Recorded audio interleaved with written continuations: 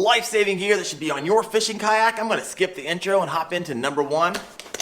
Safety knife. I am a fan of the NRS Copilot. Here's some of the features of it. You got a smooth blade right here and a serrated blade. It's got a blunt tip so you don't accidentally puncture your gear or yourself. Especially great if you are out there on an inflatable kayak. As you notice, it's only sharp on one side. This is a blunt side over here. You're not going to cut yourself so you don't accidentally injure yourself when you're trying to use it in a safety situation. As you can see, I took it out really easily. You can easily put it back in. Kind of pressure clips in. Stays where it's at. It's really easy to get it out by pushing these side handles. Pops right out. It's got a great control with this rubber handle all the way around. Other features, you got a lanyard hole right here. You got a bottle opener. All right, let's talk about the next piece of gear, which is a PFD, guys, right here. And I understand a lot of people think they don't need to wear a PFD because they are really good swimmers. The problem with that logic is that you actually need to be conscious and in full control of your faculties in order to swim. And when you can swim is not when you need a personal flotation device. It's when you can't swim.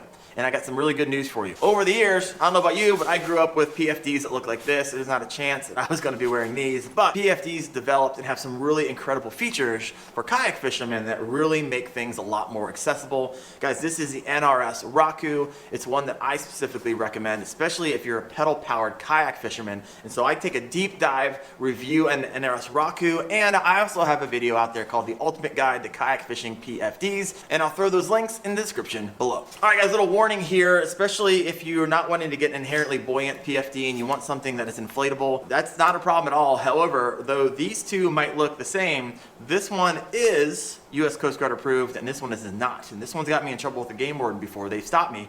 They're like, hey, you can't go out in the water with this. The cool thing is the game warden actually let me borrow hers for the entire time I was fishing, and I just caught her up and gave it back. But especially if you're buying off Amazon, make sure they are USCG approved, or it's gonna be kind of useless for you. All right, now we're gonna talk about a communication device. And a lot of you are gonna say, yes, I am good, I have my phone. And that might be fine if you're fishing a small lake or a pond. However, I know that sometimes my phone will just go on a full-on burn and burn through the battery right away. So if your phone is the only communication device that you have on your fishing kayak, highly recommend bringing some type of juice pack, and also don't forget that cord that you likely have a few of laying around your house. Something else to consider is putting your phone in some type of waterproof protective cover, and also tethering it to your personal flotation device or somewhere on your kayak so it doesn't become yet another sacrifice to the fish gods. Now, if you are a kayak angler that fishes offshore, you might want a backup to that phone, and if this is the case, you might want to look into a marine VHF radio.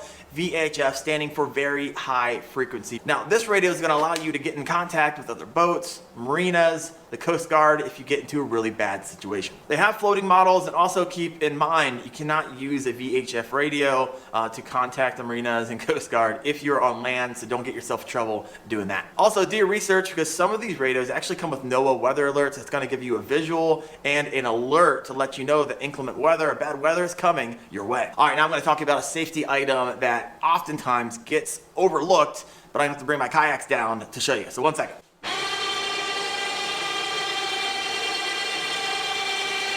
So I just grabbed out of my Native Slayer Propel 10 a tow rope, and though some of you could probably use your 100-pound braid that you frog fish with as a tow rope, but I would highly recommend having one of these guys on board.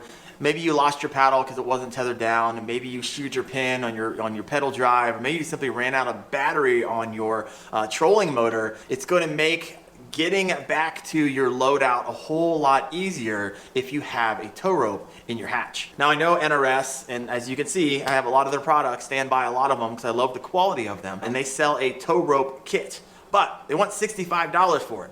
Guys, it's a fanny pack with 50 feet of 3/16 inch polypropylene rope. I could buy 50 feet of that rope from Harbor Freight for like $2.50. Get fancy, get some carabiners, throw it in a fanny pack that you got from the thrift store, and you just saved yourself a lot of money. Next, let's talk about one of these guys. At the end of the day, I've done polls on this. The majority of you don't carry a first aid kit. And I'm gonna guarantee you, if you're a half a day from loadout with a hook through your thumb that is past the barb, you're gonna wish that you had one of these. Now, there are a lot of different kits out there. If you don't wanna think about it, you just wanna buy one. I know that Adventure Medical Kits make them. So if you wanna buy a kit, kind of throw it in your hatch and forget about it, I'll throw those links in the description below. But if you follow my channel at all, you know that if I think I can make a better kit or better kind of DIY option for my fishing kayak, I will, because it ends up being cheaper usually, and also ends up being a better product that fits my needs. And so I'm actually shooting a video tomorrow on how to make kind of the ultimate first aid kit for your fishing kayak. So stay tuned, hit that sub button so you get notified when that comes out. All right, next let's talk paddle leashes. And my recommendation on whether or not to use one of these really depends on the type of fishing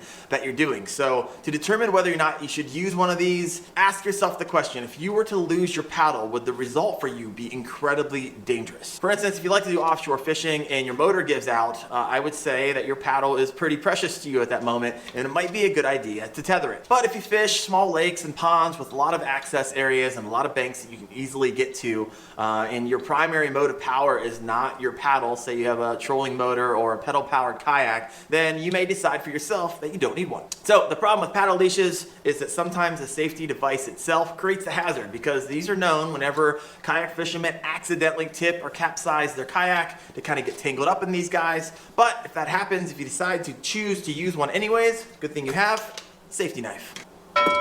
And one last thing, let's say you don't want to tether your paddle. You don't want to leash it to your boat. And the risk, however, for you is still high. Well, in this scenario, you might want to consider a backup paddle, something you can kind of throw a cheap paddle into the hull of your kayak down through the hatch and kind of forget about it until you may need it. All right, so recently on the Kayak Fishing Obsessed podcast and live show, I was interviewing Alex Rudd, and he was sharing with me a story. He was out river fishing with Creek Fishing Adventures with John, and his Hobie started taking on an incredible amount of water. And I remember watching throughout this video, they kind of limped the kayak home, and every so often they had to pull over to the bank and let out around 20 gallons of water, and they did that and limped all the way back to their loadout. Well, in that scenario, it was fine because they're on a river and they could easily do that. Let's say you're offshore or accidentally got a crack that you might not have known. This is why I highly recommend bringing some type of Flex Seal or Gorilla waterproof tape. That you can easily kind of patch up a kayak and get yourself back to safety. That would be waterproof. Two things happen here. One, it could save your life. It's going to allow you to actually move a whole lot faster when you're not waterlogged and don't have a lot of water inside of your kayak. And two, let's say you're on a multi-day trip. And I don't know about you guys, but I look so forward to the trips I have planned out for the subsequent year. And if I were to get 1 or 2 days into a 4-day fishing trip and find out that my kayak was no longer usable because I didn't have access to, and I simply didn't bring some type of tape or waterproof tape with me to kind of seal that in the short term until I can get it home and repaired, I would be devastated. So check out those options for you. It might be a good idea to have those somewhere on your kayak. The next thing I believe that you should have with you out on your kayak that could save your life is the tools needed to fix it. I always keep in my kayak crate with rod holders. One second. So if you don't have a DIY kayak crate with rod holders and you want one, I'm going to show you how to make that DIY. I'll put that video in the link below. But I highly recommend always having every single tool that you would need for your fishing kayak with you at all times. I remember fishing when I first got my propel drive, and the crank arms weren't tightened near tight enough and they were coming loose.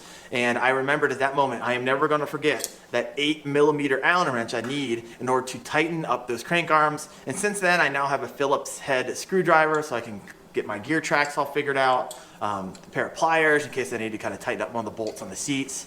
I have a 4mm Allen wrench in case I need to replace the shear pin, and I also keep with me some backups. So especially if I'm going out for a 4-day trip somewhere, I'm going to bring an extra shear pin for my propel drive. I'm going to bring an extra propeller in case mine breaks, because I don't want to ruin that fishing trip because I was unprepared. It's also going to be really great, especially if you're out in a big lake, to have a shear pin and have the tools to be able to fix it so you can get back to loadout safe and sound. All right, next we're going to talk about bilge pumps. If you're new to boating or kayak fishing, a bilge pump is simply a device used to remove water from the inside of your boat. For larger boats, they're going to be automatic. For the context of kayak fishing, we're going to talk about manual bilge pumps. And water can get into your kayak for all kinds of reasons. It's raining, you're punching through the waves, maybe you accidentally capsized your kayak, a lot of water got into the hatch, and you need to get that removed. Or maybe you just had a crack that you didn't know about, and you started taking on water, and you need to get that water out of there. So when do you need one? Well, you're gonna have to answer that for yourself. Ask yourself the question, just like you did with the paddle, how much danger would you be in if you kind of took on some water? Do you fish smaller lakes and ponds? It's not gonna be that big deal. You're gonna be able to get the load out. Or are you out in Lake Michigan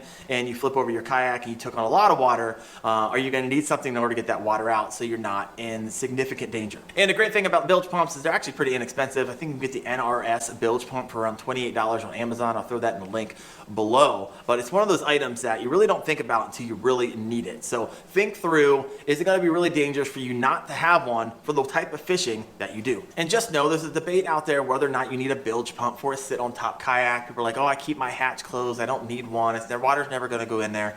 And you can also make the case, however, just like a personal flotation device, is that you don't need a bilge pump for when your hull is dry. You need one when your hull is filling it with water, and usually those not going to happen very often. But when it does, trust me, you're going to wish you had one. So just determine that for yourself. All right, next let's talk about a sounding device. I know that in Ohio, where I live, you're not required to have a whistle or a sounding device on your vessel unless, say, you're on Lake Erie or Ohio River or something like that. But I also saw in my research that in California that you are required to have a sounding device if you have a vessel that's under 39.4 feet. So check your state regulations and make sure that you are in compliance. But hear me out. Let's say you are not required to have one of these. I still highly recommend having some type of whistle or some type of horn because they don't take up a whole lot of space and they're not that expensive. $3 for a whistle, maybe $8 for this horn. Now you might be thinking to yourself, well, I have a phone. Well, that is true, but in urgent situations, you're not going to be able to call that boat from the other side of the lake if you're in trouble. You're going to need some type of device, and a whistle and a horn will get that attention of the other bass angler or the other recreational boat to come over and help you if you need it. So let's talk about the next piece of gear you're going to need to stay safe out there. The U.S. Coast Guard says that if you have a human-powered vessel,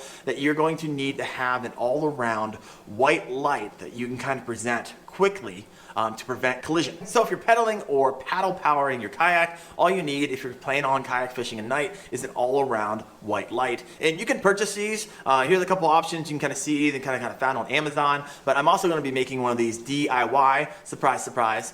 So that video is going to be coming out in a couple weeks. Now, if you have a fishing kayak with a motor on it, you are going to need red and green side lights. And this is going to signal to other motorists out there on the water what side of the kayak they are looking at so they can determine which way you are heading. Your red lights are going to indicate your kayak's port side, which is your left side, and your green lights are going to indicate the starboard side, which is your right side. So the cool thing is there's a lot of options out there now where you don't have to drill into your kayak in order to run wires for those red and green side lights. And so I'm going to throw some of those options in the description below so you can check those out. And also for the motors, you're going to need one of those all-around white lights when you're anchored. But here's the thing, guys, do your research on this. I want to make sure that you are obeying the laws and, more importantly, staying safe out there on the water. All right, guys, I'm going absolutely crazy. I spent the last 5 minutes trying to find the last item I had for you. I think my kids ran off with it, so I gotta go find it later. So I'm just gonna tell you about it. It's the headlamp, and I usually have a headlamp with me anyways because I like fishing really early in the morning before the sun comes up and getting to the boat ramp, and that's how I kind of prep my fishing kayak by putting everything, bringing it out of my car.